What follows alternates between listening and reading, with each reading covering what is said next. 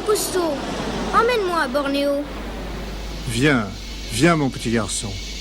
Viens avec moi sur cette île du bout du monde, où l'eau et le ciel se confondent, sur l'autel de Verte Cathédrale.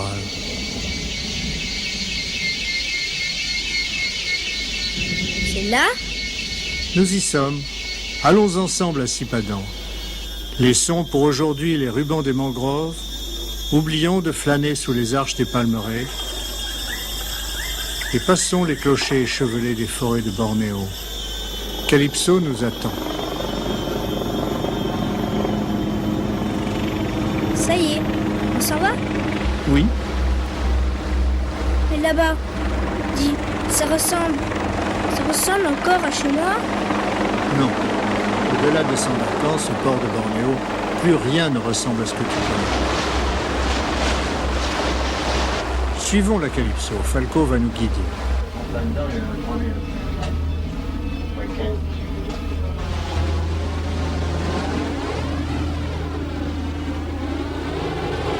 Pour atteindre Sipadan, il nous faudra encore franchir bien des pièges de notre temps. Ignorant des risques qu'ils prennent sur l'avenir, les pêcheurs capturent par tous les moyens quelque nourriture. Il faudrait qu'ils cessent de détruire avant qu'il ne soit trop tard.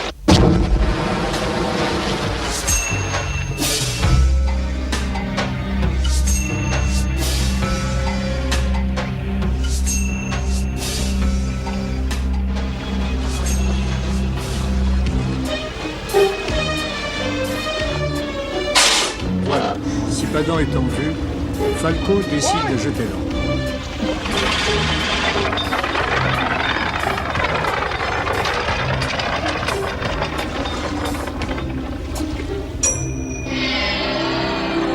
Mon petit enfant, le monde de Sipadan est unique. Il est protégé des hommes par une citadelle imprenable, la terrifiante légende du poulpe écarlate. Nous allons découvrir ensemble aussi le mystère du spectre de la tortue. Viens maintenant, écoute et regarde.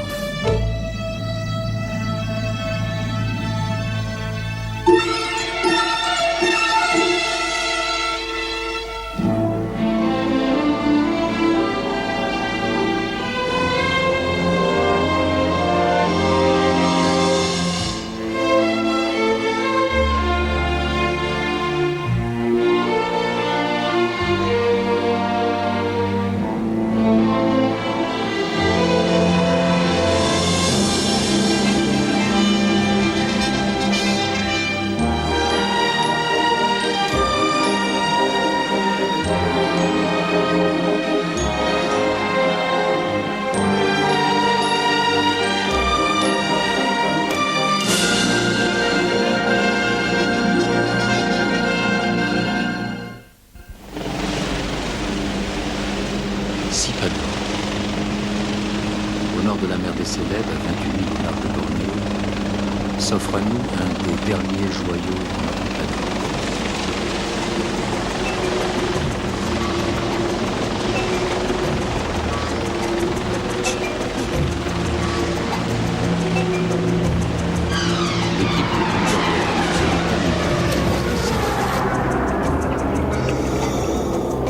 En effet, l'île de Sipadan n'est autre que la tête de champignon d'un pic planté à 1400 mètres d'altitude. Une véritable fosse marine sépare Sipadan de la côte nord-est de Bornéo. Apercevant une première tortue verte, les plongeurs continuent leur descente alors qu'une autre tortue, effarouchée, croise leur route. C'est une superbe femelle en habit léopard.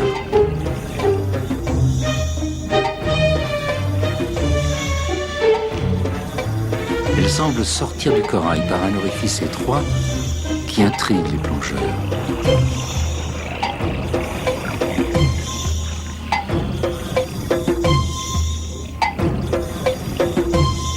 Sous une arche de corail, une autre tortue débouche sous leur masque.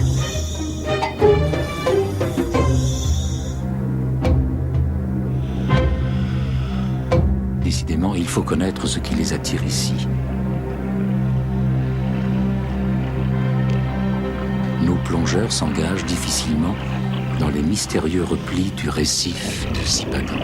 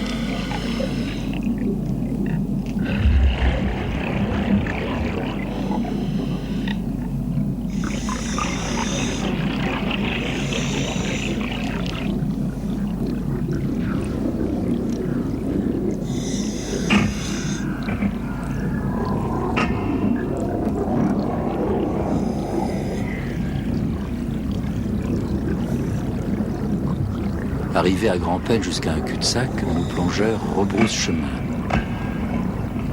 Ils trouvent une autre galerie.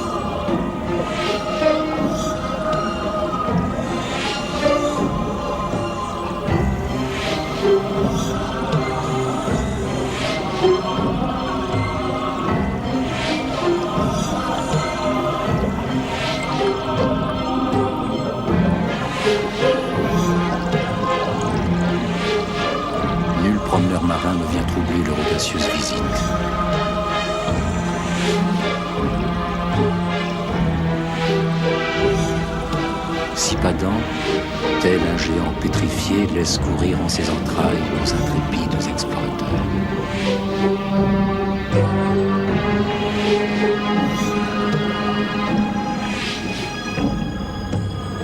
Et tout à coup, s'ouvre la nef d'une immense cathédrale de corail.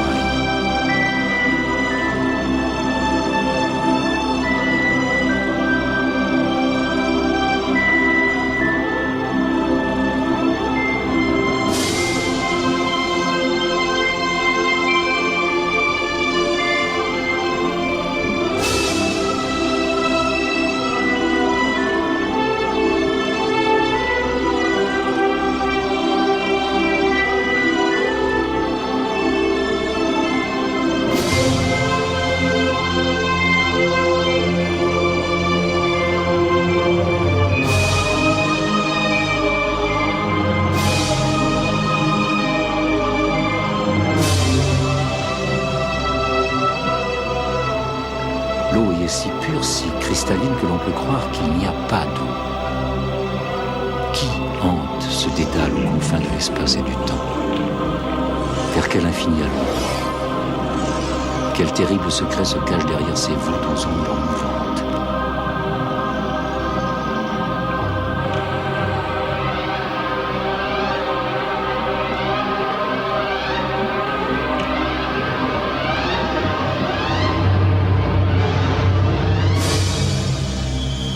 Soudain, apparaît le spectre de la tortue. Suspendue au ciel de corail, encore veillée par le rémora, son compagnon de route d'une autre vie, elle règne désormais sur l'absolu liquide d'un monde inviolé.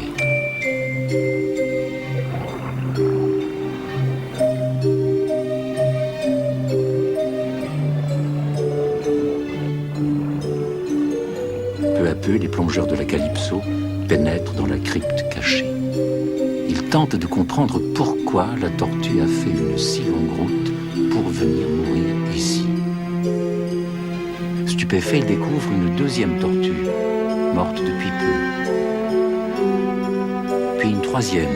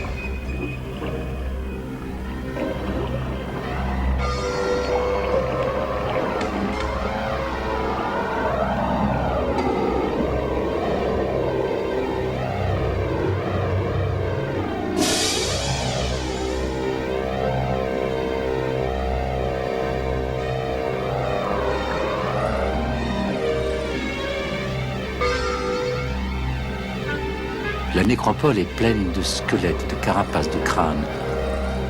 Nul prédateur ne hante ces lieux. Est-ce l'ultime point de rendez-vous des tortues de Sipadan?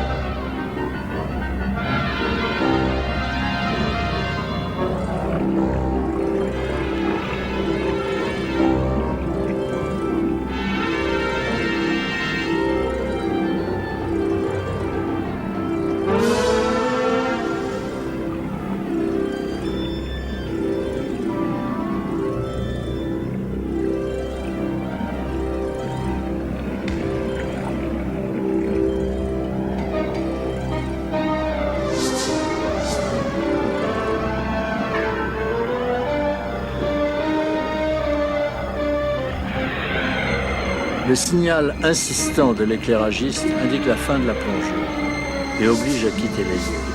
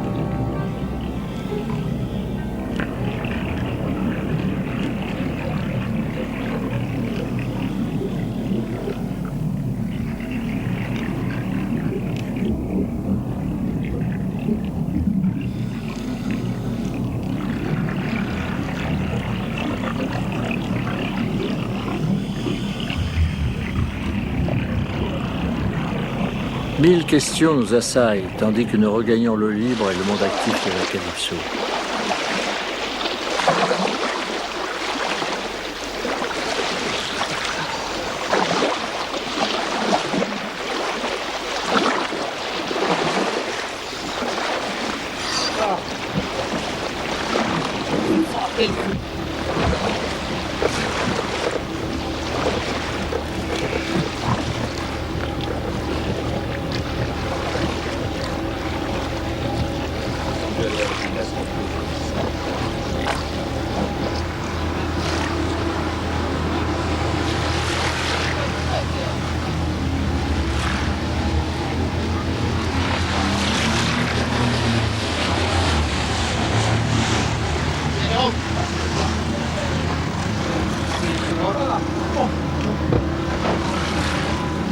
François Sarano, Bertrand Sueur, Laurent Guénoun, Didier Noireau me rendent compte.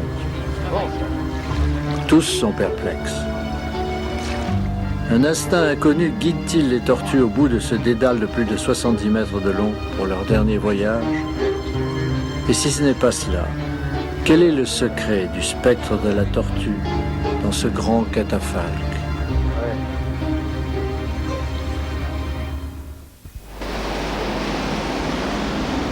Près de Bornéo, dans la mer des Célèbres, Calypso est à l'ancre face à l'île de Sipadan. Je reçois à bord Ron Holland, un plongeur professionnel qui vit à Bornéo. Ron a commencé depuis peu à guider des plongeurs amateurs à Sipadan. J'apprends que l'île est habitée depuis 35 ou 40 ans par un ermite. The story goes he's been living here. Basically his job is cleansing the eggs, the turtle eggs. He's an old man. Well, he looks old, don't know how old he is Il vient de actually, la tribu des Badjao, ce peuple de la mer qui vit sur la côte de Bornéo. So most of them don't. He's a Badjao, what I can make out, and Is he a Badjao? that's what he tells me, that he's a Badjao, and basically Badjaos are born on the sea and they don't register, and so. Well, I'd say when I come here, he's usually alone or usually as a young guy. Il est généralement seul, parfois un jeune homme vient l'aider. Il fait le tour de l'île tous les soirs pour repérer les lieux de ponte des tortues. Now, like the curious thing about this, he's supposed to have a native title to collect these eggs. Il possède un permis spécial l'autorisant à ramasser les œufs qui lui a été, semble-t-il, exceptionnellement donné par le sultan d'Assouma. He must be an interesting man to talk to. I'd like to meet him. Well, yeah, I can arrange it so you Intrigué, can je meet him demande à and rencontrer maybe you can have a l'ermite. chat to him. Let's go this afternoon. Why not? Nous partons l'après-midi même.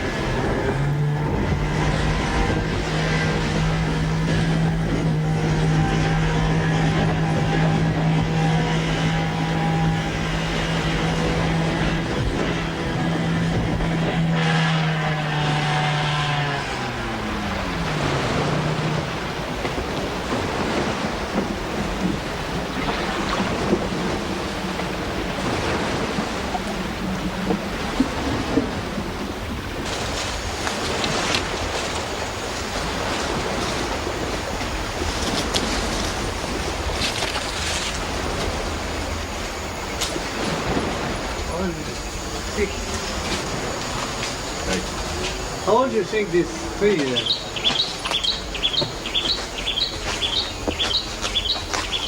Je me faufile entre les arcs-boutants de la forêt pluviale qui couronne Sipadan. Ça ressemble un peu à ceux qu'on a vu dans les mangroves. Grâce à la moiteur tropicale, prolifèrent et se développent les espèces les plus variées dans un chaos végétal. Parfois, quelques trouées de ciel apparaissent au-delà des cimes, tels des vitraux enchâssés par le vent.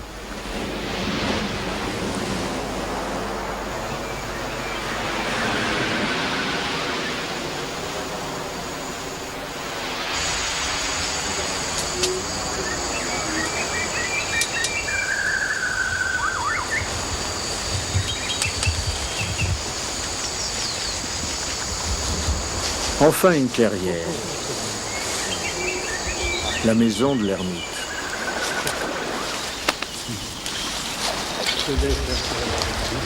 Son accueil est courtois. Un interprète va nous permettre de dialoguer. Now, you are living here since how many years? Berapa lama sudah tinggal sini? Di sini Ya. ini sudah lama tinggal sini, tapi ini kali mau 3 bulan. Il m'explique qu'il vit He's ici been depuis living très here Tapi longtemps. memang for jarang quite a long sini. time. Mais il but ajoute they have, aussitôt rotation qu'il y a en looking quelque after sorte the des island. rotations 3 months, d'ermites and then tous les another 3 guy mois. coming, looking after Ils the sont là rotation. pour surveiller l'île et ramasser Did les you œufs. build this house? Not he, the owner built the them. owner. Il dit them. aussi qu'il n'a pas construit sa maison, mais que son employeur la live lui a here. fournie. How do you live? What food? The owner will supply them food. They send rice, vegetable. D'ailleurs, and fish cet for employeur them le to eat. ravitaille régulièrement en riz, en légumes et en poissons séchés, car ce Robinson ne pêche pas. Do you have bad weather? Most of the time. Most of the time? So now it's good weather. Does he often go into the forest? Alors je suppose qu'il visite régulièrement la forêt. Lama sudah belum sana. It's been a long time I Non. been inside. Il assure qu'il y a très longtemps qu'il n'y va plus à cause des Yang batal moustiques. itu, yang batal dia melekat di. Scared of going inside because a lot of mosquitoes and everything. Yeah. So they just collect woods around the house only. I would like to know if he has heard of the story of a giant octopus here. Enfin, de coming plus out en of plus the intrigué water. par cet ermite employé à mi-temps, je lui demande s'il a entendu parler de la terrifiante légende du poulpe écarlate. Dulu punya itu kalau imut bukan dia ada macam merah-merah di anu, sudah keluar. Dia orang semua lari di sana, di karang sana. It happens in a long time Il ago. réagit vivement. They surfaced from the. C'est arrivé il y a très cave longtemps. near there. Une grande And then lueur there's rouge a this, fait surface bright là-bas près de la red caverne sous-marine. glowing coming up from the Le surface. poulpe and then géant est apparu et tous les the big pêcheurs octopus is terrifiés coming se up, sont so they enfuis. all run on this side of the island. They are scared of it, but the story is being told years ago. Years ago. And he has not seen it. Kau tidak nampak? Tidak. Tapi satunya anu itu He didn't see. ya bekas satunya bapak itu dia nampak. Dia bilang kalau keluar ini pulau bungkus sama terbungkus. Non, said his mon ermite father ne l'a pas vu. seen Son the père, lui, octopus. l'a vu. Ah, Old time. your father has seen the octopus. That's big story. Besar. Very big. Quelle belle histoire. Very big, he said. Very big. Notre ermite et son interprète restent perdus dans leur méditation. Et je reste pensif en comprenant qu'une légende protège la vie de Sipadan bien plus efficacement qu'une loi. Le soir arrive et je vais observer la ponte des tortues vertes qui abondent autour de Sipadan. Ces amphibies si gracieuses en mer peinent pour traîner leurs 100 kilos vers un refuge à l'abri de la marée.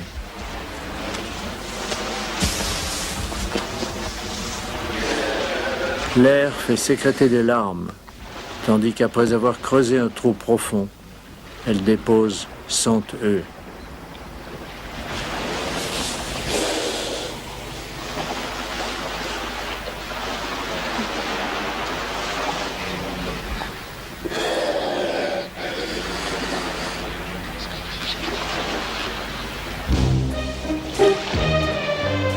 Enfin, au petit matin, elles rejoignent, pataudes, leur élément.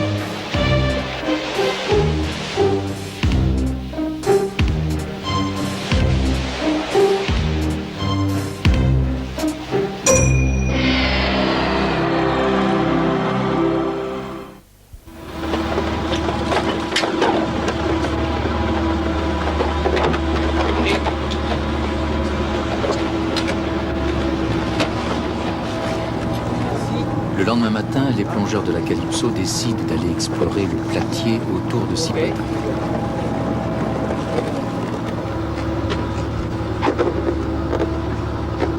Ils préparent dans l'effervescence leurs équipements sous l'œil vigilant du commandant Cousteau. Falco se joint d'eux. On parle au Zodiac? Ouais, on va prendre. Parce qu'il y en a un plongeur qui montera dans l'autre éloigné. Sinon, on est.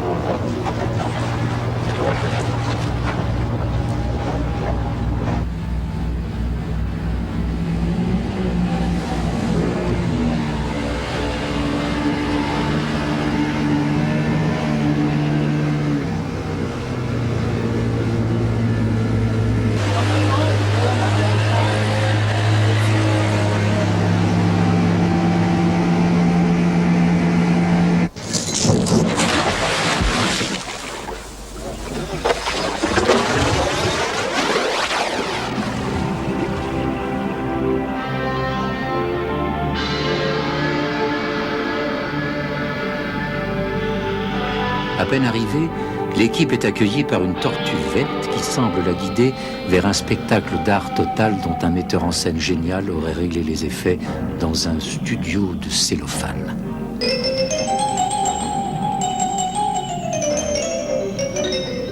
Levé de rideau sur figure libre des Antias.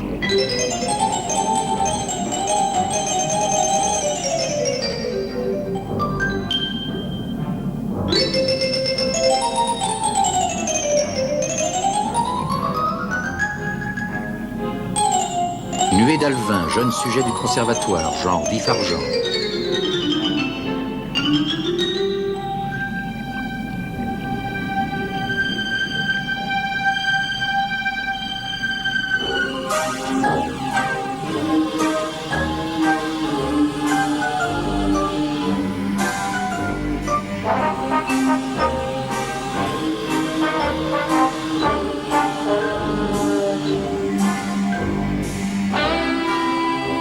En solo, danse des 7 voiles pour la venimeuse rascasse volante.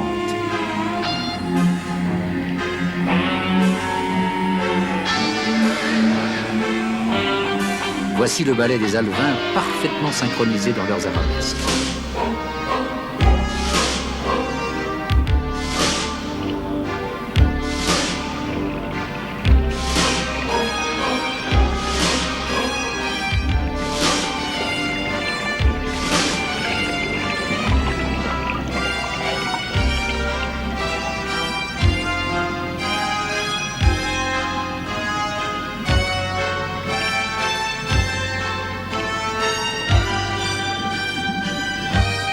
Le tétrodon traverse la Seine.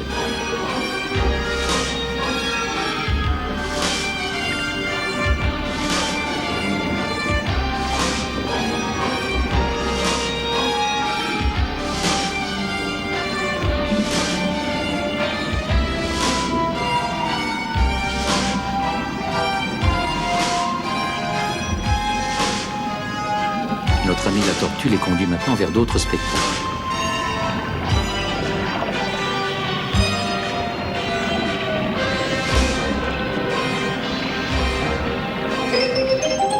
Les poissons fusillés passent en rang serré.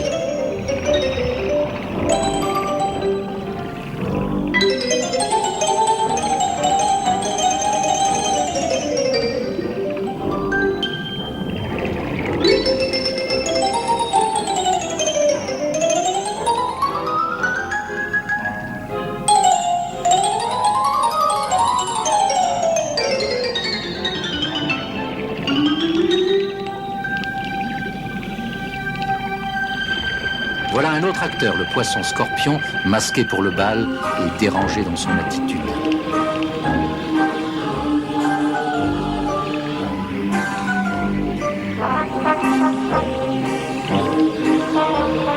Enfin, une diagonale exécutée par des poissons chirurgiens en costume de soirée et le chassé-croisé des barracudas.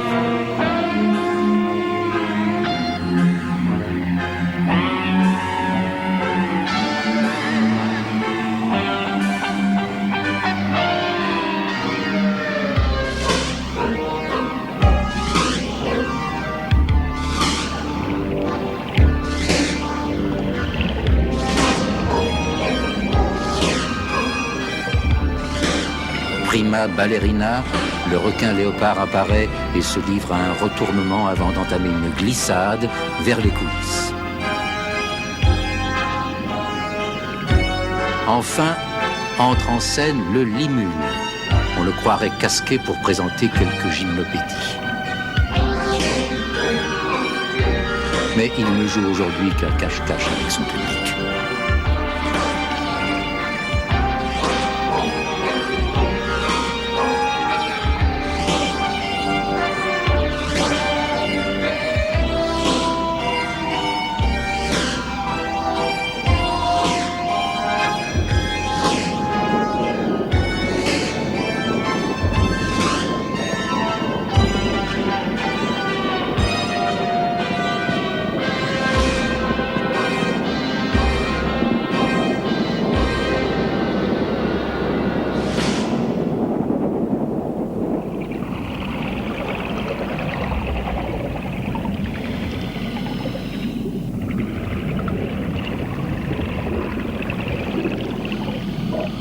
Alors que l'entracte approche, des ombres se profilent.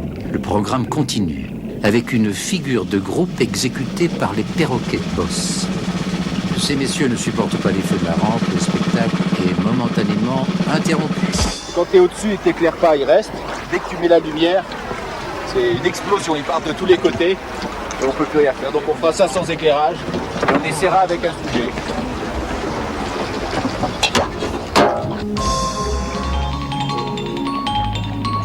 Reprise, nouvelle version en clair-obscur.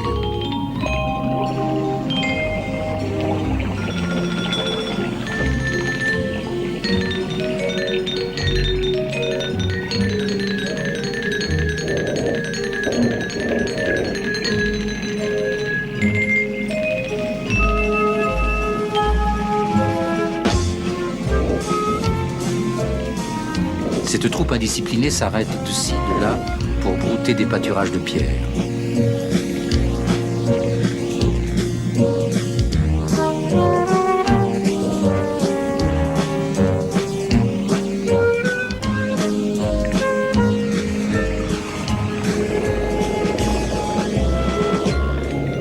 Voici le final avec lâcher de sable issu de la transformation du corail par le magicien.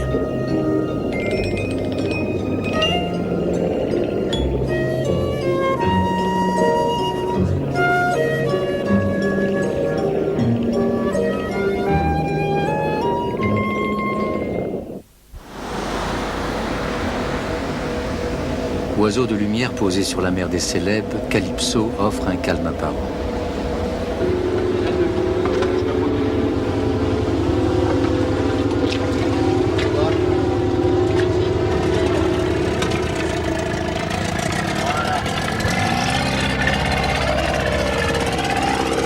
Une équipe part à la découverte des nuits secrètes des jardins de corail à Sipadan.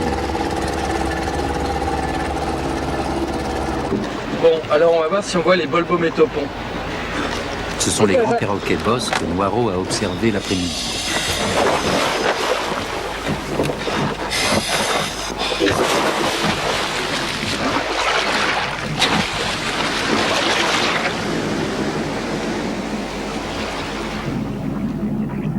Aux portes de la nuit, nos visiteurs retrouvent leur guide, tandis qu'une mélodie monte dans le silence.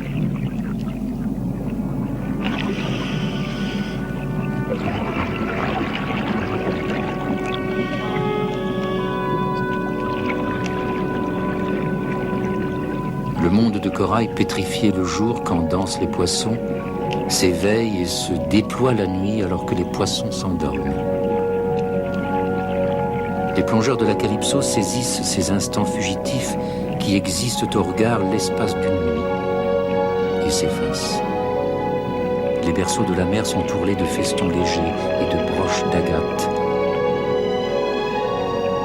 Les bouquets d'anémones posés sur le chevet et les plumetis des parures rythment quelques berceuses au pays des rêves. L'équipe de la Calypso visite sur la pointe des palmes les dortoirs de la mer.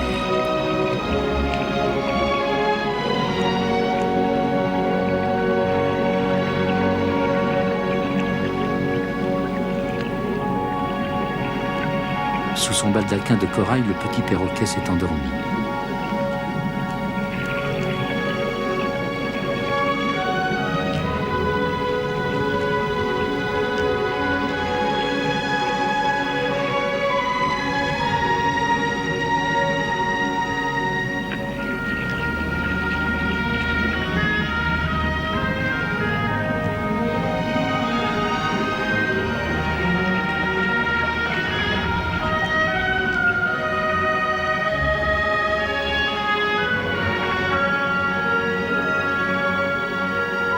Le poisson scorpion a mis son pyjama assorti à ses draps.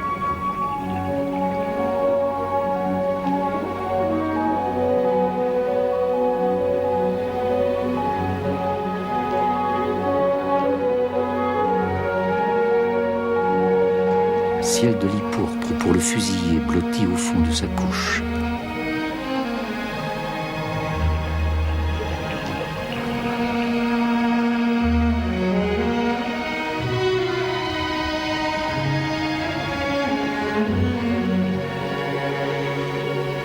La roussette étendue sur son édredon de corail cligne de l'œil. La perche à point noir, un peu somnambule, manque de tomber à la renverse.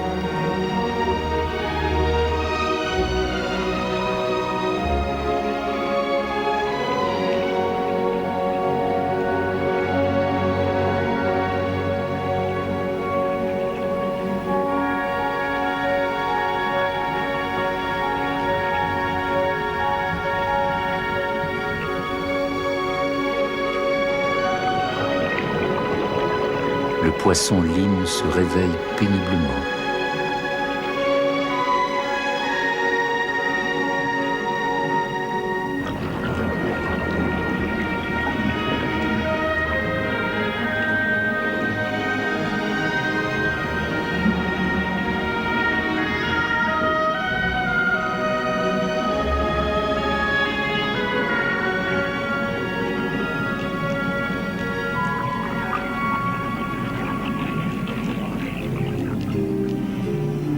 La tortue verte doit changer de couchette.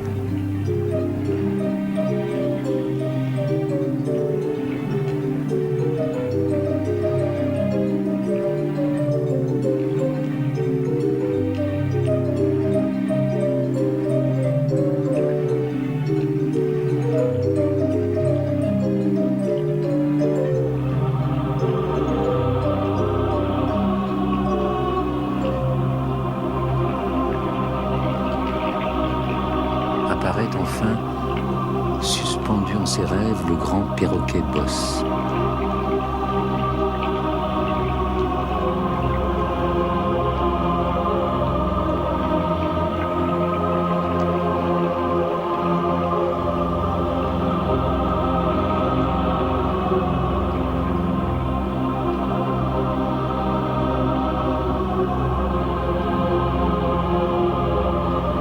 Sa monstrueuse protubérance lui sert de marteau pour briser le corail qu'il déchiquette ensuite grâce à son énorme bec et qu'il rejettera plus tard sous forme de sable après en avoir digéré les particules vivantes.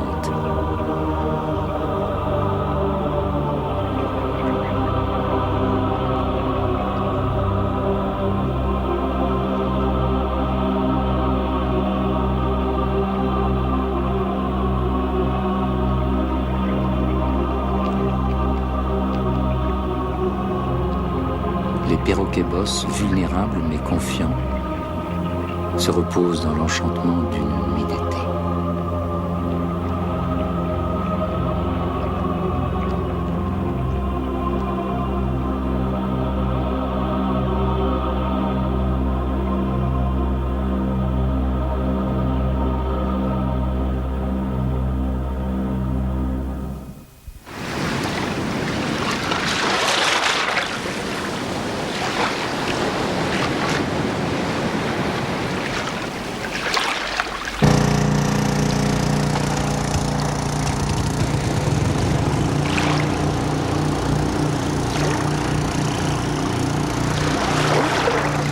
Les plongeurs de la Calypso sont bien résolus à comprendre le mystère des tortues de Sipadan et c'est doté de puissants moyens techniques qu'ils se rendent vers l'entrée des galeries.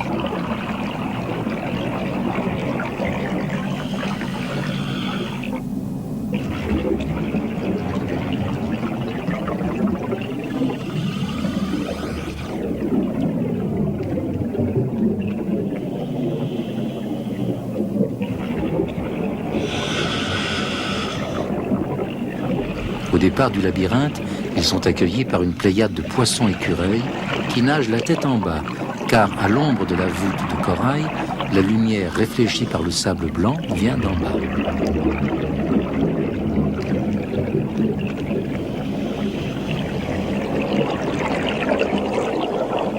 Tous les plongeurs sont là. Certains se sont transformés en électriciens. Ils mettent en place des centaines de mètres de câbles allégés par de petites bouées qui les maintiendront au plafond pour ne pas remuer de sable pendant la progression de l'équipe.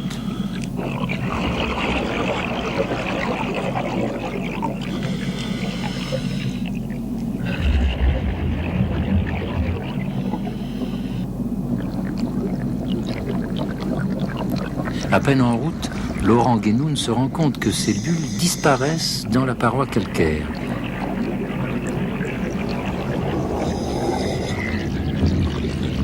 Vérification faite, elles ressortent à l'extérieur. La caverne est poreuse, fragile.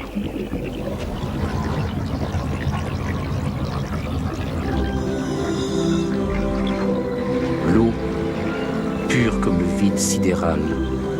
L'eau effacée au regard et la roche nue transforment le visiteur en quelque cosmonaute à la découverte d'une planète inconnue. Ici, le souffle du plongeur babille, s'enfuit en ruisseau joyeux et finit par jouer à la flaque dans les anfractuosités de la paroi.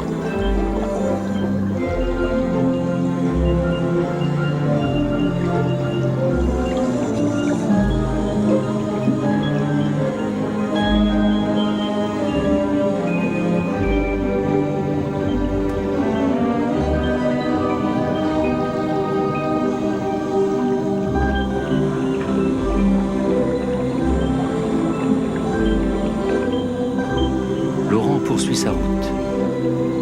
Les miroirs d'air lui volent parfois son image éclaboussée.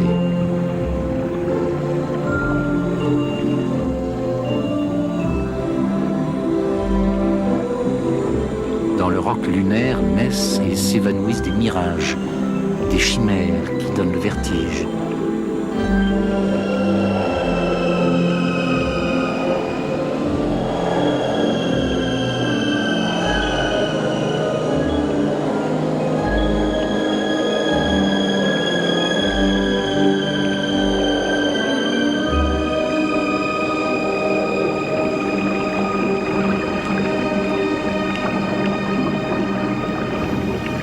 Dans la nuit absolue des grottes de Sipadan, les pinceaux de lumière guident les fantômes des plongeurs captifs.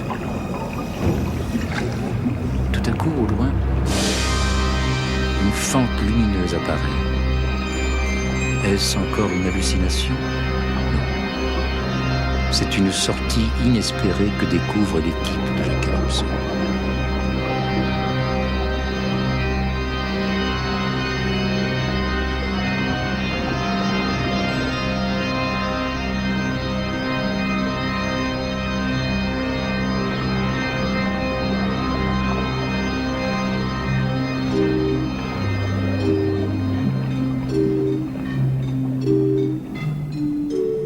Pratiquement à la porte de la liberté, une tortue défunte.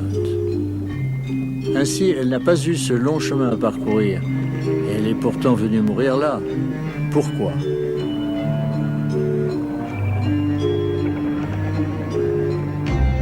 Au même instant, une autre tortue entre prestement dans la caverne.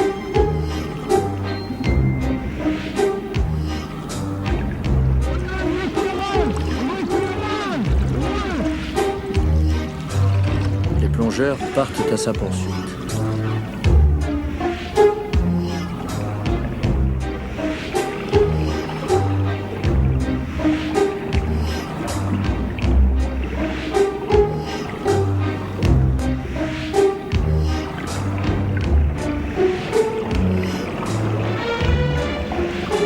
Il faut la sortir de ce piège. Ils finissent par la retrouver et la guident vers la sortie. Elle ne sait pas à quoi elle vient d'échapper.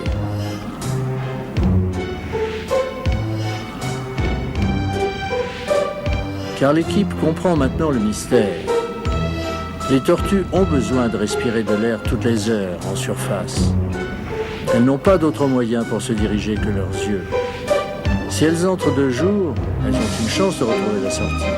Et celles qui pénètrent le soir dans ce qu'elles prennent pour un abri se trouvent prisonnières. Dans les ténébreux méandres des galeries, elles sont incapables de retrouver la sortie à temps et meurent asphyxiées. Retenues pour un temps au plafond, elles sont venues chercher un ciel hypothétique. L'énigme est résolue. L'équipe range son matériel.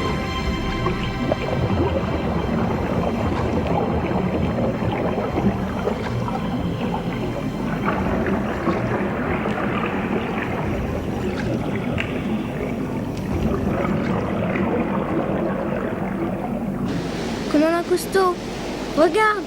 Sippadan a la forme de la carapace de la tortue. Et là-bas, la maison de l'ermite. Dis, tu crois qu'il va revenir, le poulpe écarlate? Tu crois qu'il va le voir, lui? Tu sais, derrière chaque légende se cache une explication scientifique souvent simple.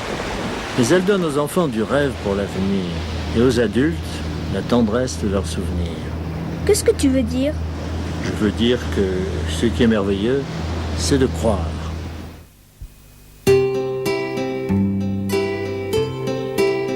Pour l'enfant, amoureux de cartes et d'estampes, l'univers est égal à son vaste appétit. Oh, que le monde est grand à la clarté des lampes, aux yeux du souvenir, que le monde est petit. Mais nous ne sommes plus au temps du poète et pendant ce voyage, Sérafini, notre illustrateur, a dessiné pour toi, sur place, toutes ces images que tu aimes tant. Tu pourras ainsi continuer à rêver que tu redécouvres le monde avec moi.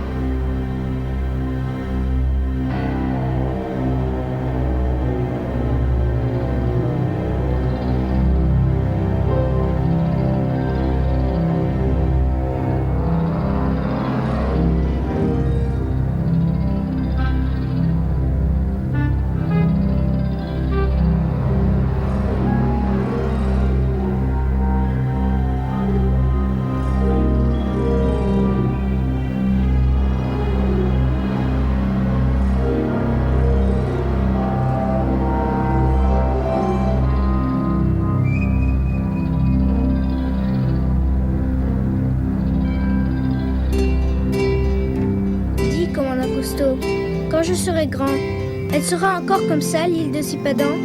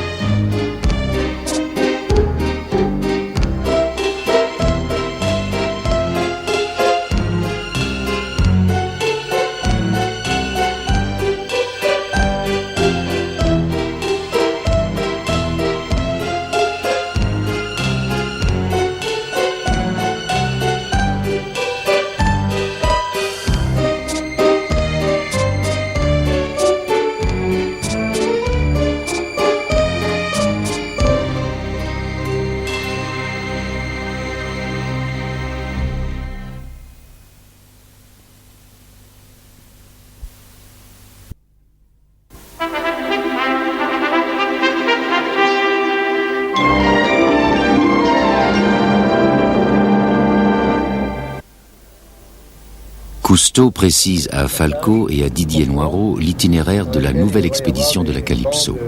Aux confins du sud-est asiatique, objectif Bornéo. La troisième plus grande île du monde et sans doute l'une des plus fascinantes. Située entre l'Indonésie et la Malaisie, elle est constituée d'un petit État, Brunei, et de trois grandes provinces, le Sarawak et le Sabah au nord, le Kalimantan au sud. Sortie de l'eau voici 15 millions d'années, l'île révèle ses premières traces humaines il y a 31 000 ans. Magellan l'a abordée au nord en 1521, mais au sud, la forêt est restée impénétrable aux explorateurs jusqu'au XIXe siècle.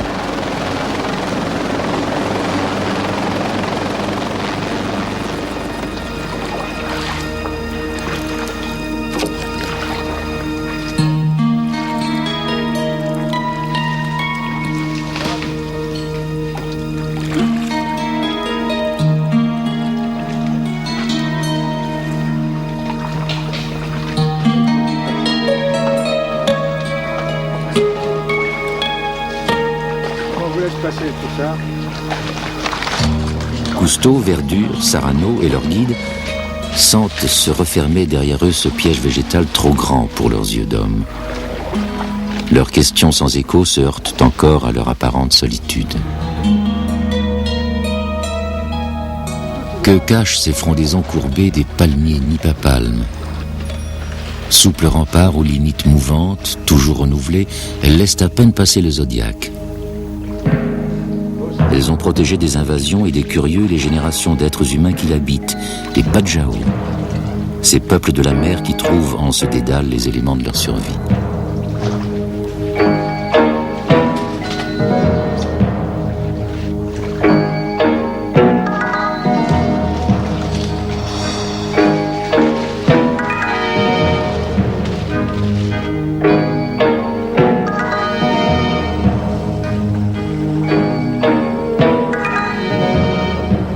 En ce milieu saumâtre, l'eau maternelle a produit l'inextricable mangrove et couve, entre ses racines et branchages, une faune juvénile, secrète et libre. Des êtres de ciel et d'eau. Ce contrefort végétal, allié à un climat équatorial exceptionnellement pluvieux, paraît imprenable. L'équipe de la Calypso part à la découverte de l'incomparable beauté et de la fragilité de Bornéo.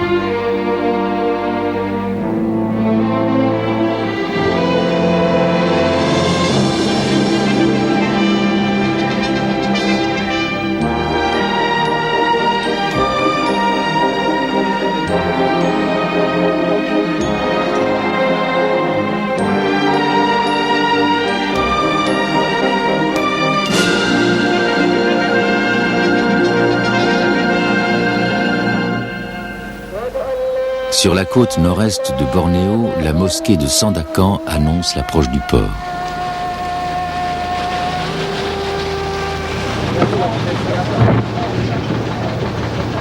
Les hommes de la Calypso s'activent à débarquer le matériel nécessaire à l'exploration des régions choisies par Cousteau sous l'œil attentif de Falco.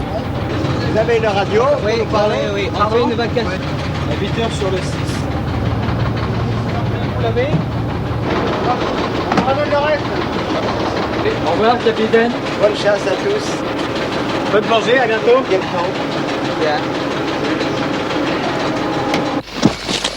François Sarano, Thierry Le Guenec et Jérôme Julienne pénètrent dans la forêt pluviale du parc de Sépiloc, situé à 16 000 de Sandakan. Ici, le sol n'est pas très riche, mais le climat tropical, allié à des précipitations de 2 à 4 mètres et plus par an, ont permis à la couverture végétale de se développer sur son propre humus et sur une épaisseur de 40 à 60 mètres de haut.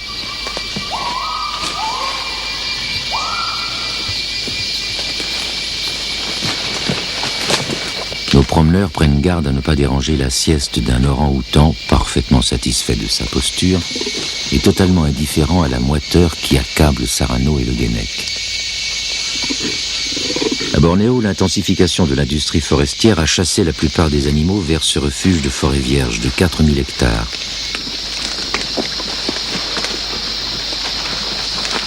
Les orang-outans, comme d'autres espèces en voie de disparition, ont ainsi pu survivre dans l'île. Les habitants de Bornéo les appellent les vieux hommes de la forêt.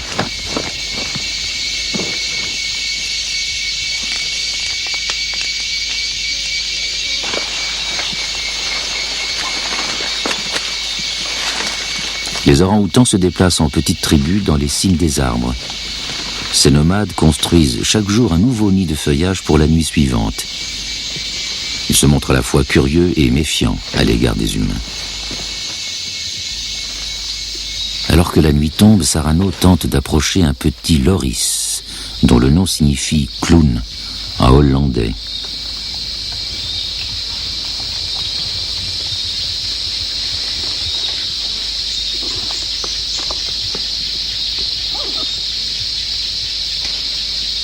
Ce jeune lémurien n'apprécie pas d'être mis en lumière alors qu'il cherche un abri pour dormir.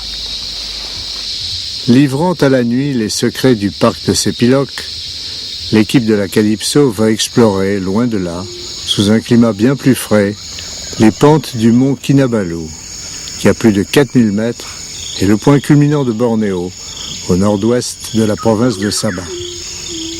La montagne révèle les plus belles plantes carnivores du monde, comme cette népenthe, dont le calice peut contenir 4 litres d'eau. Accompagnés par leur guide, Raymond Amadio et Thierry Le Guenec découvrent ce paradis botanique où John Whitehead répertoria des centaines d'espèces d'oiseaux et de papillons et plus de 1000 variétés d'orchidées. Mais son trésor le plus étonnant est sans doute la Rafflesia. This is the Rafflesia. La Rafflesia est la plus grande fleur du monde.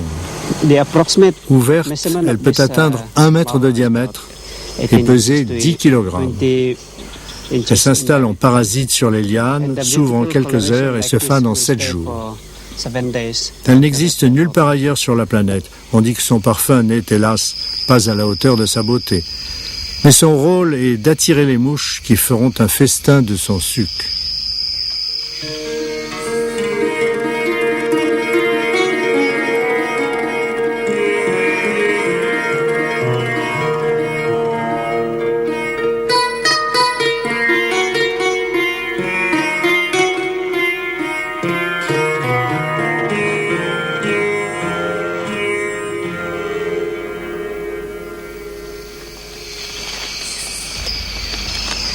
Au nord de Bornéo, dans la province de Sabah, Sarano, Le Guenec, Koulbanis et leurs guides partent observer la cueillette des nids d'hirondelles dans les grottes de Madaï, au Sawao.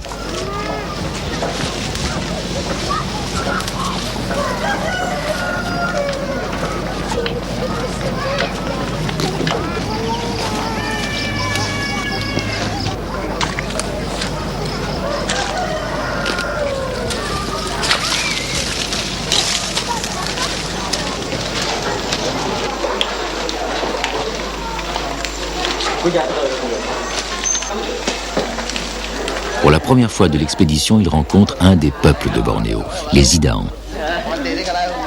Les villages sont habités temporairement 3 ou 4 fois par an lors des récoltes de nids par les Idaans qui héritent de père en fils du droit de prendre les nids.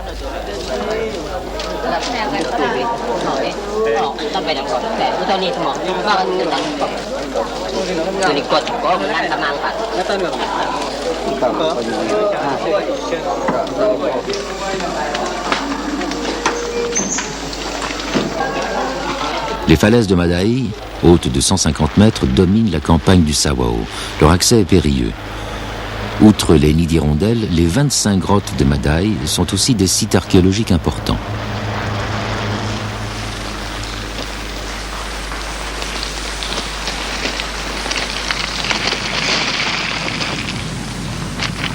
Nos explorateurs accompagnent les grimpeurs dans les cavernes suintantes d'humidité et d'excréments d'oiseaux. L'odeur y est inoubliable.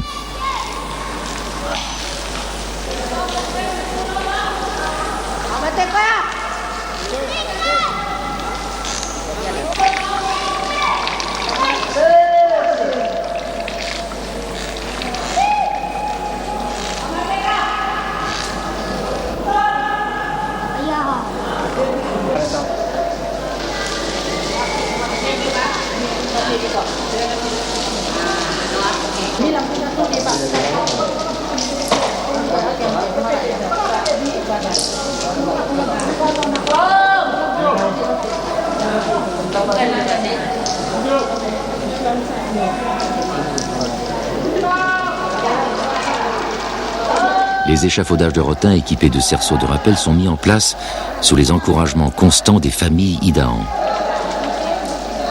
Les accidents sont rares. L'agilité de ces peuples est remarquable. Ils s'entraînent dès leur plus jeune âge.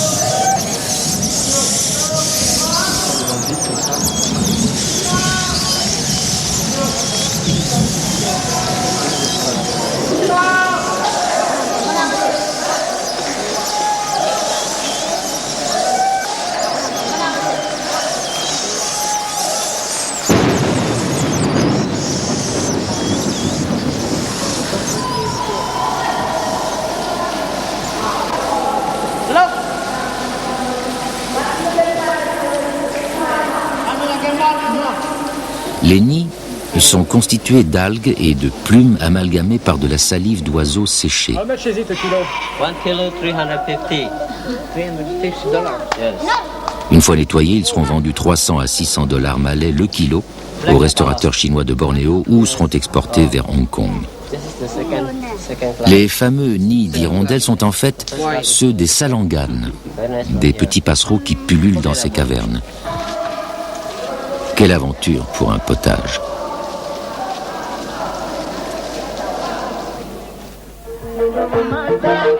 C'est à l'occasion d'un mariage que l'équipe de la Calypso fait la connaissance des Bajau.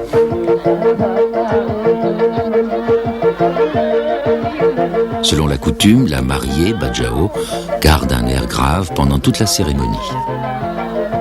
La danse rituelle, l'andigual, est accompagnée d'une musique très nettement influencée par l'Occident.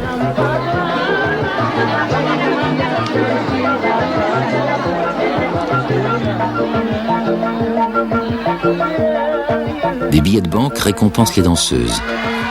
Accrochées à leurs cheveux, ces nouvelles amulettes remplacent aujourd'hui les colifichets traditionnels.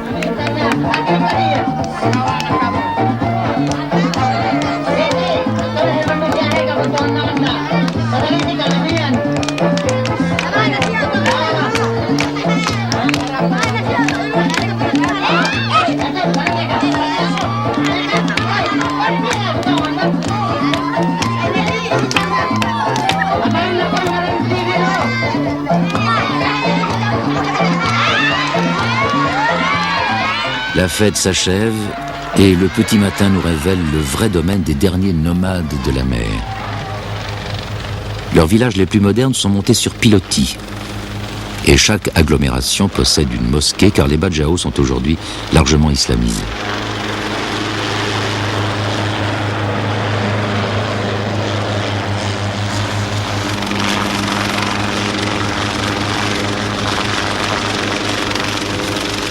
Rayons de vie accrochés à des lunes de sable, les lipas des Badjao sont les maisons flottantes de ces tribus tranquilles dont la vie précaire se règle au rythme des marées.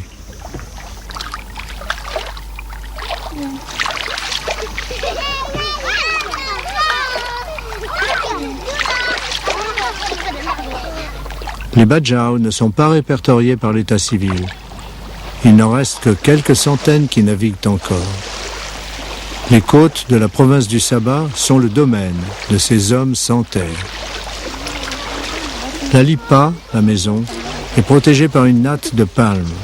Si le vent se lève, la toiture est roulée et remplacée par une voile sommaire. Les Badjao connaissent dès l'enfance le cycle des marées, les dérives des courants et les migrations des bancs de poissons. Cousteau décide de les rencontrer dans leur village flottant. Les Badjao vivent dans une communauté totalement égalitaire, sous l'égide d'un chef dont le rôle principal est d'apaiser les rares conflits internes de sa tribu. Selon les traditions ancestrales, les femmes gardent les enfants et s'occupent des nécessités du foyer pendant que les hommes partent chercher la nourriture.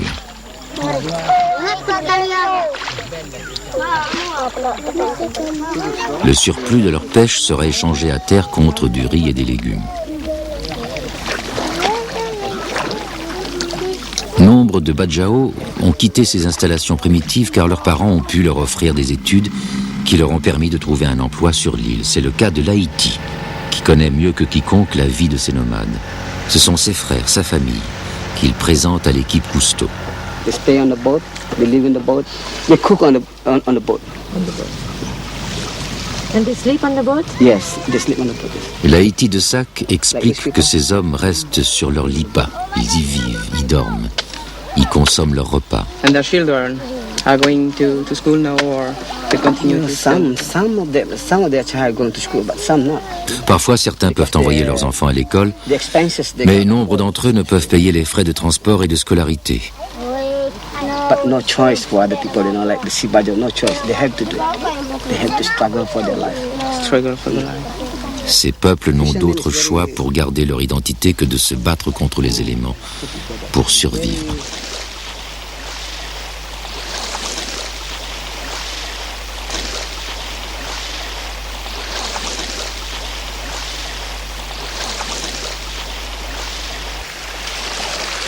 Les revenus des pêcheurs sont extrêmement bas et totalement dépendants des fruits de leur pêche qu'ils pratiquent quotidiennement.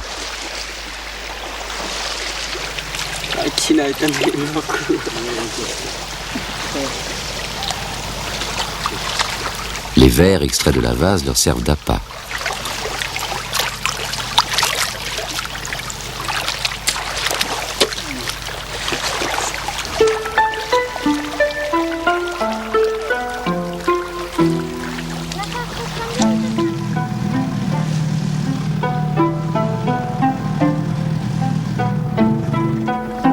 Ils utilisent pour la pêche des pirogues taillées dans des troncs d'arbres par des artisans et des petits filets plombés de 5 mètres de diamètre.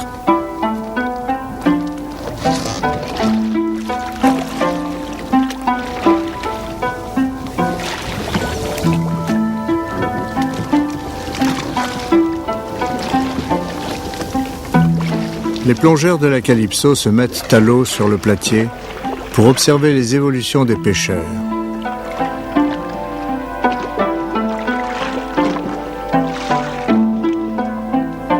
Celui-ci est équipé de lunettes rudimentaires cerclées de bambous taillés, comme celles des pêcheurs de perles.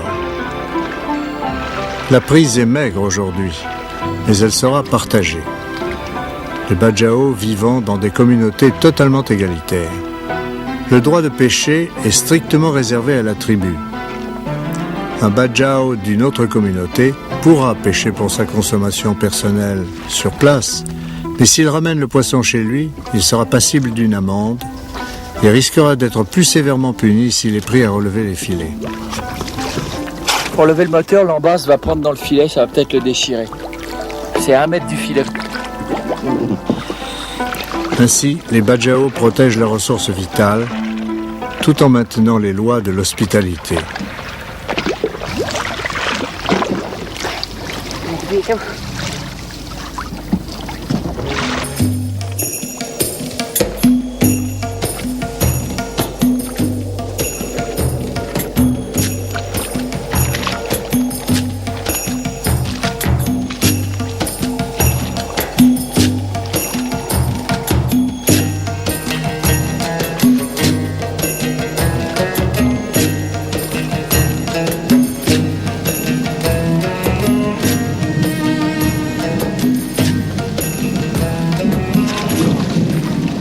Les enfants participent à la recherche de nourriture en ramassant des coquillages sur la plage.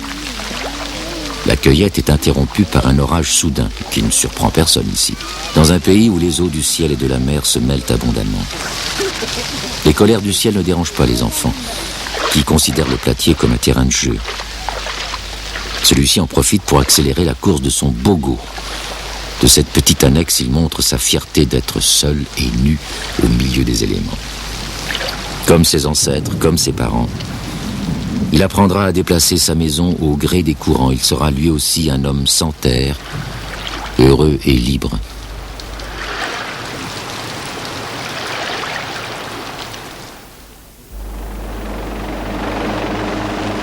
Au nord-est de Bornéo, la Calypso longe la côte du Sabah, envahie de nouveaux villages Bajau.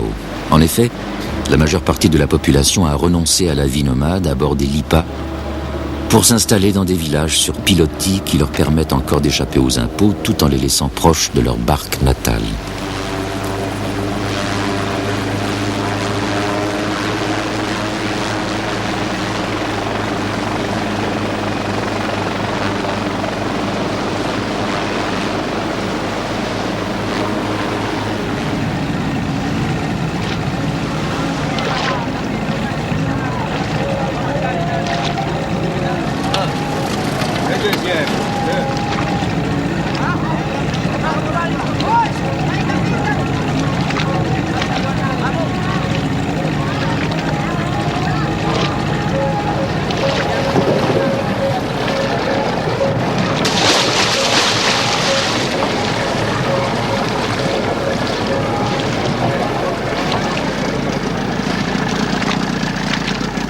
Cousteau se prépare à accoster dans cette ville échafaudée sur le platier qui grouille d'enfants joyeux.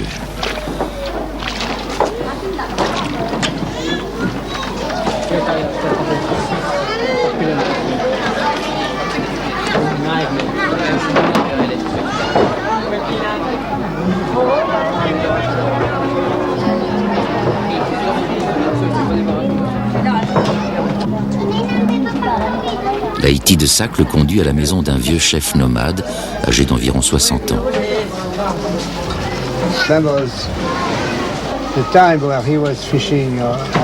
Se souvient-il du temps où il vivait sur les lipas, demande Cousteau.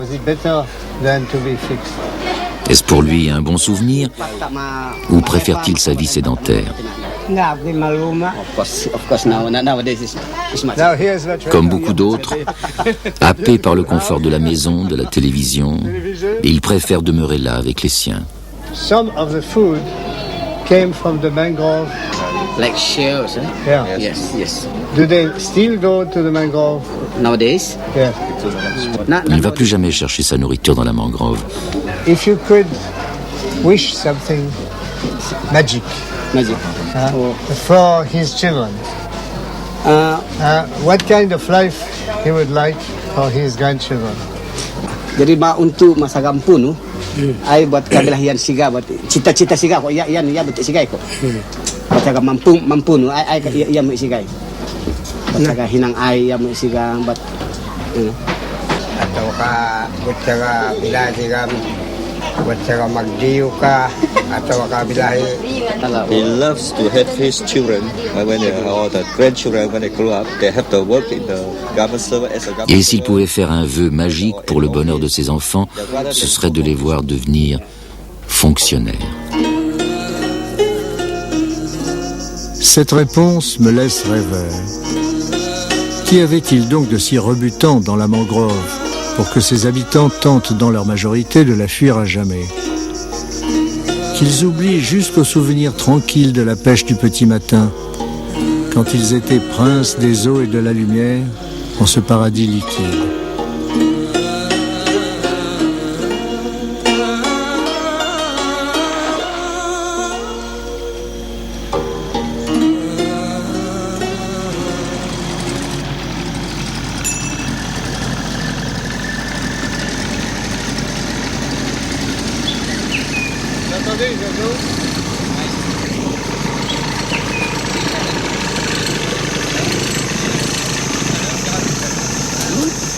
Nous partons repérer les lieux.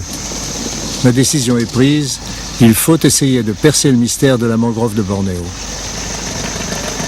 Ça retourne là. Ouais. C'est un peu plus riche à mon avis plus bas. Là, c'est le vrai dédale après. Là, on entre dans la forêt. Ouais, le passage. Là-bas, c'est un mangrove. Deux volontaires. Attention. Revenu à bord de la Calypso, je pose la question de confiance à l'équipage réuni au complet.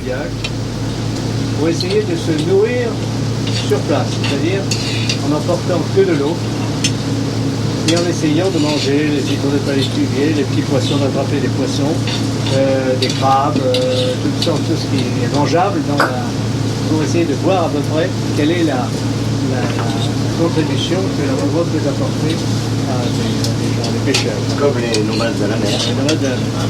Alors, est-ce qu'il y a des volontaires, vous, là, par exemple? Non. Elle dit non. Voilà. Ouais. Manger des crabes crus. Moi, je suis partant. Pour avoir un cycle complet de... Ouais. Ado?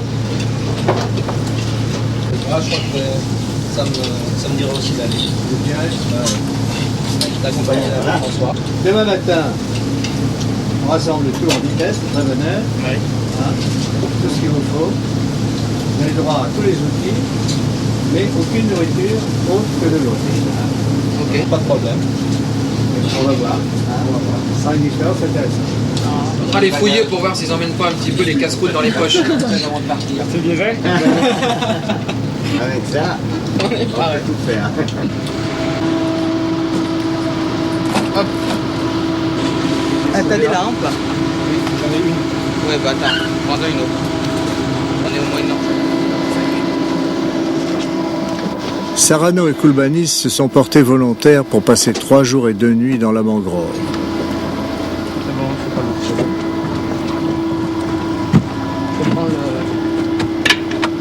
C'est un peu plus loin. Bon, ça on verra ce qu'on fera avec. On travaille. Bon,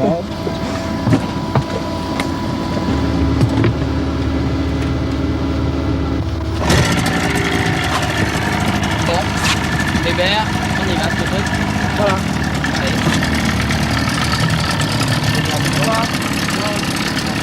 Équipés du minimum, les nomades occasionnels filent vers la mangrove sous l'œil indiscret des caméras.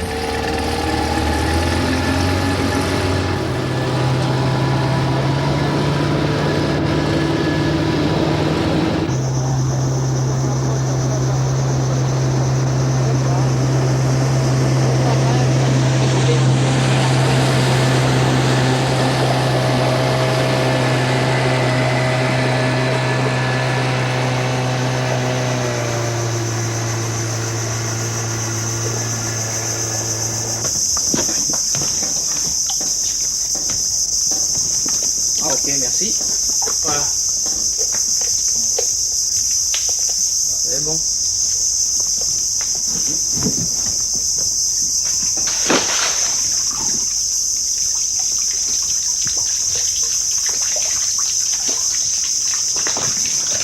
On va laisser une radio là-haut. Ouais.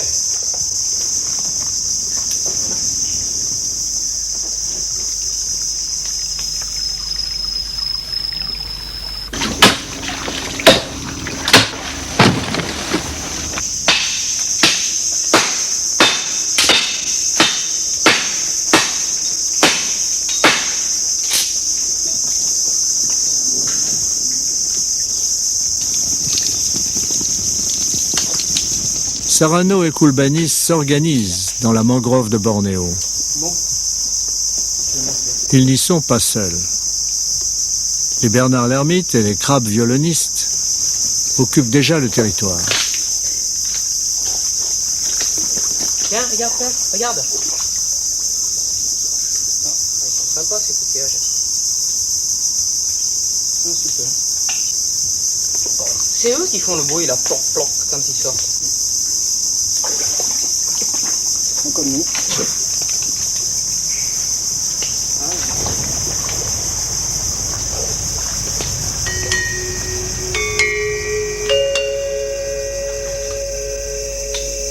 Peu à peu, les formes de vie les plus étranges sortent de la boue originelle.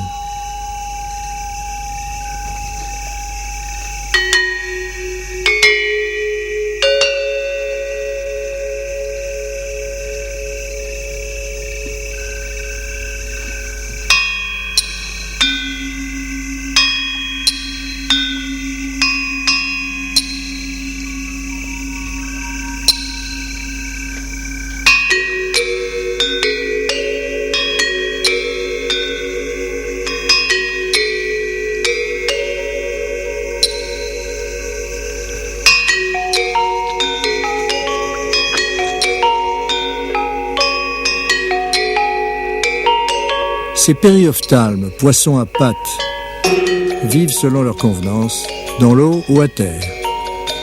Parfois même, ils grimpent aux arbres.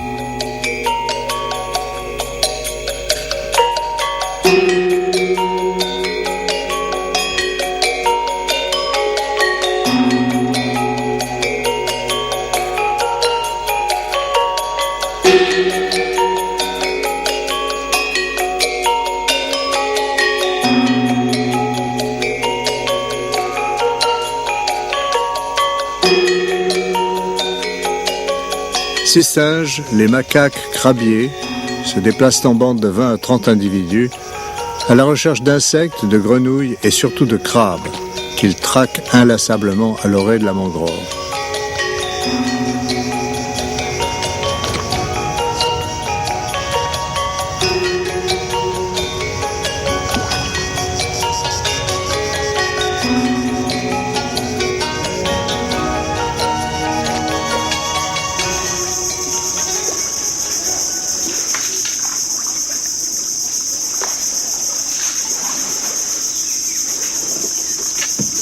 Sarano et Koulbanis, à la quête de leur repas, vont relever les filets qu'ils ont tendus dans un petit chenal entre les racines des palétuviers. Hé, des poissons archers. Ah oui. Les poissons archers. Ah ouais. Poissons archers.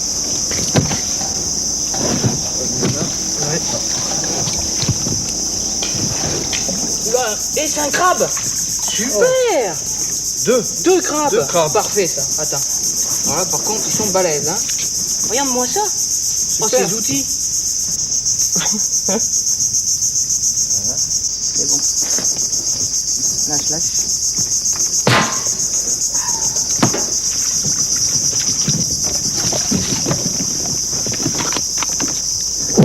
Hop.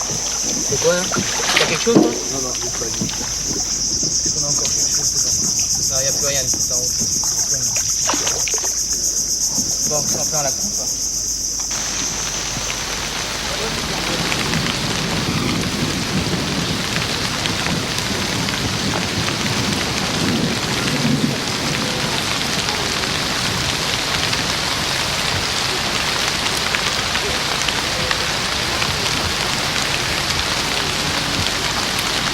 Ayant terminé leur journée, ils sont surpris par un orage qui les oblige à trouver refuge sous les branches.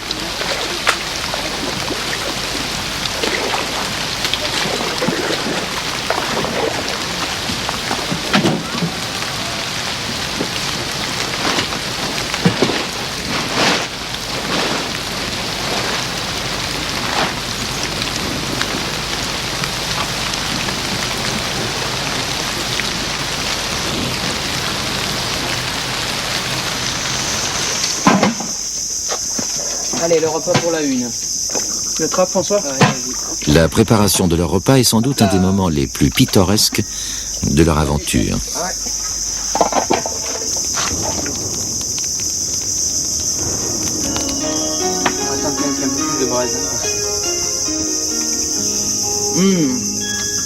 Bon, hein? Ouais, c'est bonne la carbone.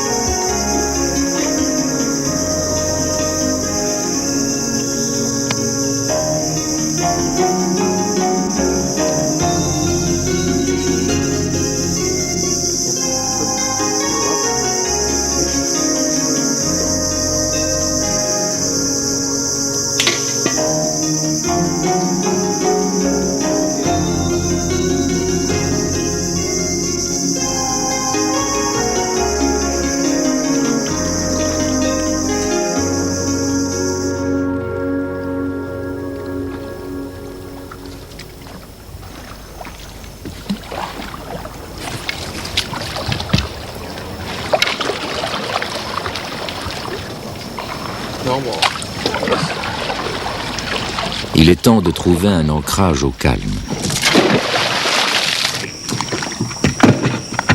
Bien, là on va s'installer. Et voilà. Pour cette première nuit à la Belle Étoile, les crapauds et des milliers d'oiseaux leur offrent la sérénade des nuits de Bornéo.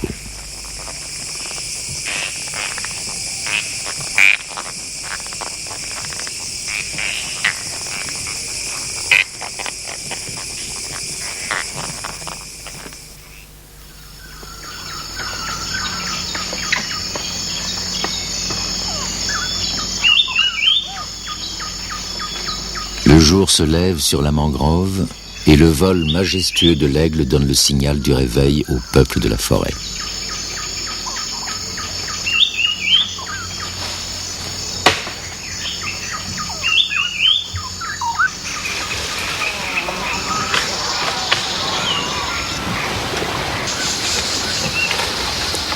Les singes nasiques, qui tirent leur nom de la longueur de leur nez, pullulent sur cette côte où aborda jadis Dumont d'Urville. Son équipage s'écria en les voyant. Le rivage est garni de sauvages qui nous considèrent avec beaucoup d'attention. Revenus de leur méprise, ils reconnurent les nasiques, ces beaux singes joyeux qui s'empressent à leur approche de disparaître dans les branches.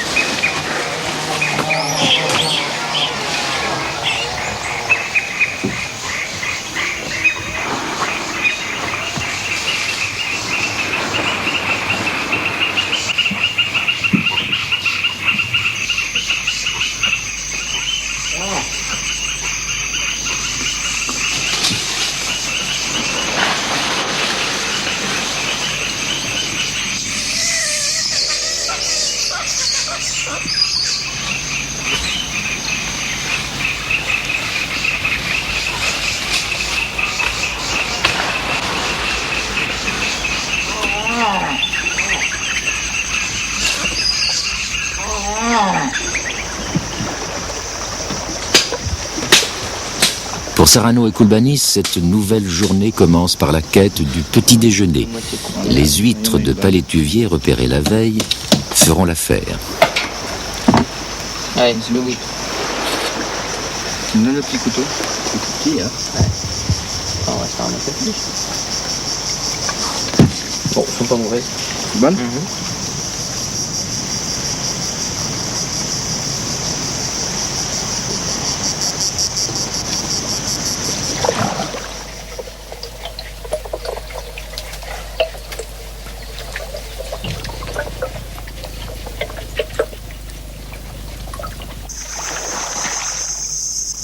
Une plongée permettra aux hommes de la Calypso de retrouver leur élément préféré. Bravant les superstitions Bajau, qui disent que des génies parfois cruels hantent les eaux, nos explorateurs s'engagent dans les sentiers engloutis.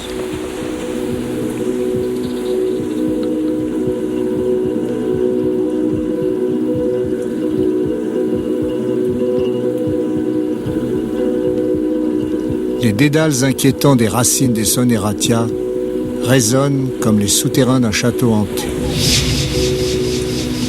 Quel trésor cachent ces sentinelles enchevêtrées? La mangrove ne tarde pas à révéler son grand secret C'est une gigantesque nursery.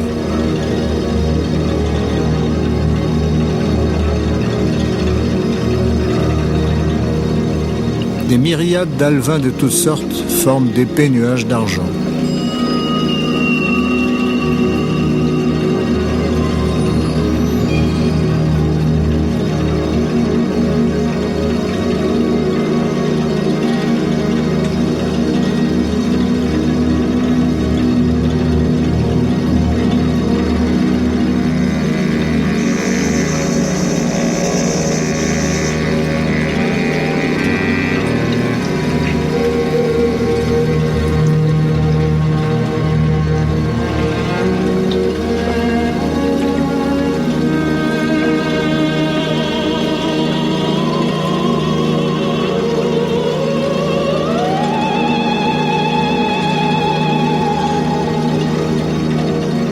Des Bernard l'ermite,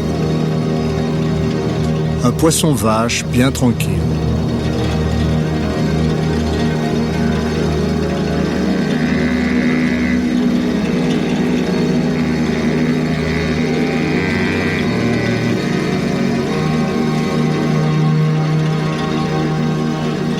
Des grappes vivantes accrochées çà et là, une formidable promesse pour l'avenir.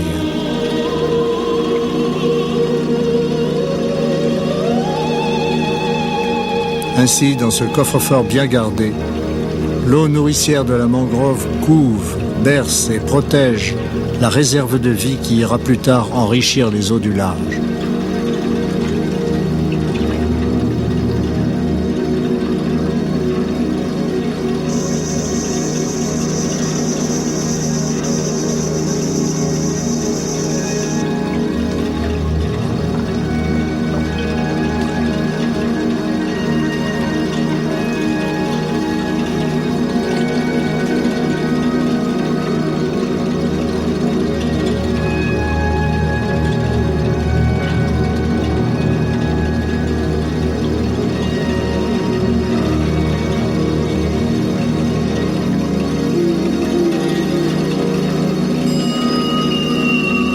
Un monde sans surface, pour des hommes sans terre. Une promesse de vie et de liberté, c'est le très simple secret des mangroves de Bornéo et des nomades Bajau.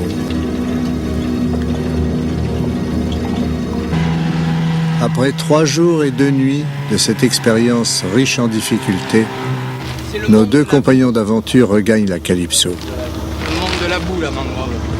J'ai la marée de la boue. 1,40 m de dénivelé entre la marée basse et la marée haute. Et le monde sans surface. On ne peut pas s'asseoir, on est obligé de rester debout tout le temps en équilibre. On est toujours en appui sur nos jambes. Cuisine à mi-cuisse, le feu à hauteur du buste. Ça, c'était quelque chose.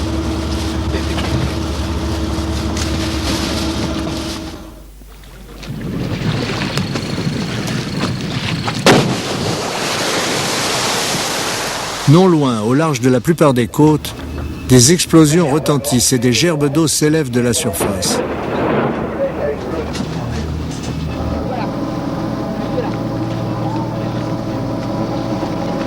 J'envoie une équipe voir ce qui se passe.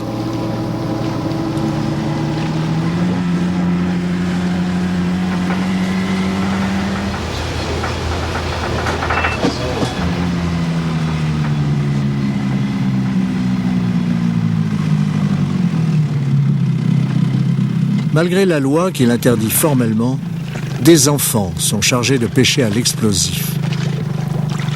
Cette pratique détruit non seulement aveuglément des poissons de toute taille, mais elle massacre le corail, laissant exsangues des récifs entiers.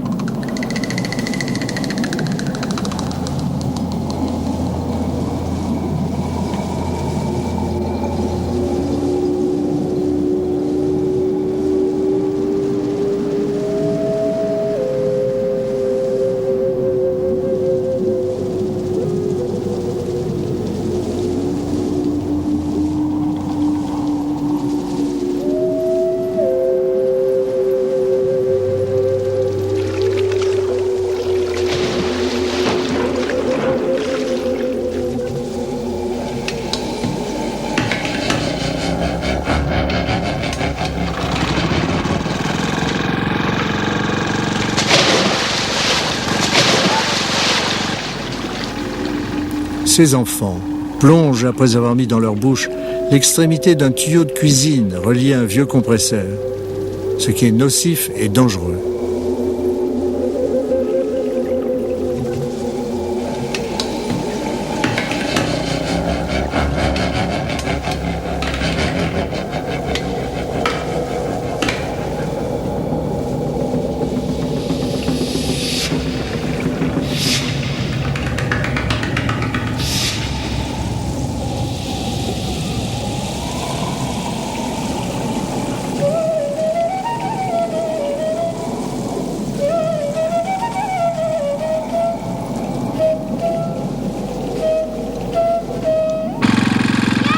Ici, un enfant de moins de 10 ans tient dans ses doigts le fil qui maintient ses camarades en vie. On lui a appris à survivre en détruisant.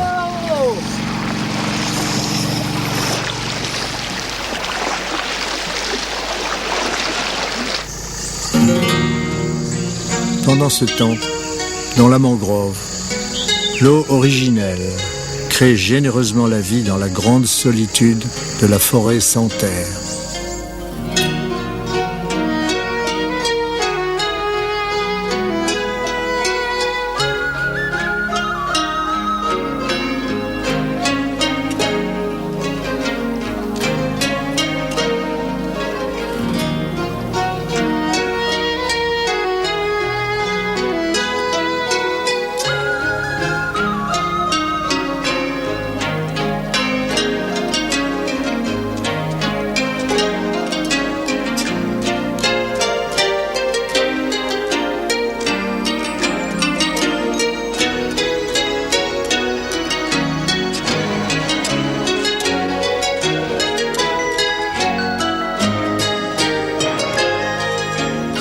Loin au-dessus, les étoiles scintillent.